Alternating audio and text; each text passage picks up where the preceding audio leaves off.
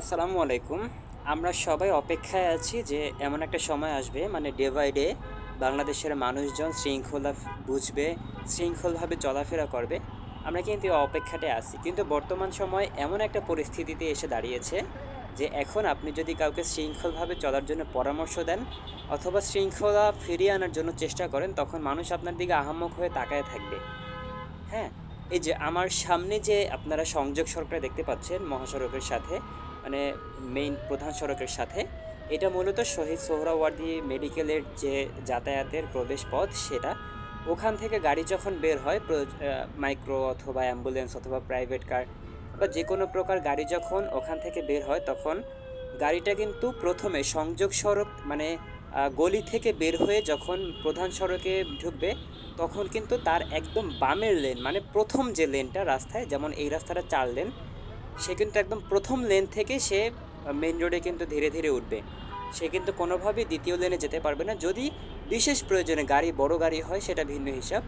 তবে এই যে মাইক্রো প্রাইভেট কার এসব কিন্তু আহ, গলি থেকে বের হয়ে বা সংযোগ সড়ক থেকে এসে প্রধান সড়কে একদম ফার্স্ট লেন, প্রথমে যে বামের লেন সেই লেন থেকেই মহাসড়কে যুক্ত হবে। কিন্তু এখানে দেখেন একদম বামের যে কর্নারটা, এখানে কিন্তু ডাবের দোকান আরও বিভিন্ন দোকানপাট আছে যেটা একদম রাস্তার উপরে।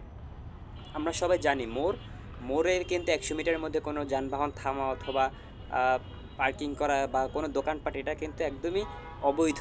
হ্যাঁ, কিন্তু এখানে দেখেন বামের কর্নারটা একদম ব্লক করে আছে, সেই কারণে কিন্তু যখন মাইক্রো প্রাইভেট কার এসব বের হয় তখন কিন্তু সেই গাড়িগুলো এই যে দেখেন একদম বামে প্রথম লেন কিন্তু রেখে দ্বিতীয় লেনে তারা যুক্ত হয়। আর ওই দিক থেকে যত মানে প্রধান সড়কে যত গাড়ি রানিংয়ে আসতেছিল দূরপাল্লার গাড়ি, ওরা কিন্তু তখন স্লো করতে হয়।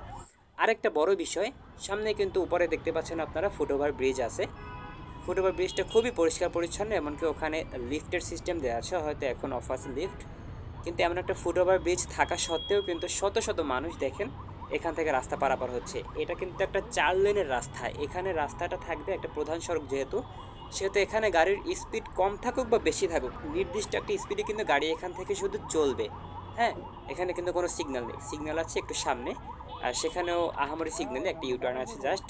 কিন্তু দেখেন এখান থেকে যখন পথচারীরা পথ থেকে পারাপার হয় এবং এই গাড়িগুলো উল্টে এলোমেলো ঢোকে বা এই কর্নারটা ব্লক থাকার কারণে যখন মেডিকেল থেকে বের হওয়া মানে সংযোগ সড়ক থেকে বের হয়ে গাড়িগুলো যখন ফার্স্ট লেন অতিক্রম করে দ্বিতীয় লেন দিয়ে মহাসড়কে প্রবেশ করে, প্রধান সড়কে প্রবেশ করে, তখন কিন্তু দেখেন 4 লেনের রাস্তাটা 2 লেন বা এক লেনে সীমাবদ্ধ হয়ে যায়। এমন একটা বিশৃঙ্খলার কারণে কিন্তু সকাল থেকে রাত পর্যন্তই এই বিভিন্ন পয়েন্টে সংযোগ সড়কের মুখে কিন্তু এরকম একটা বিশৃঙ্খলা দেখা যায়।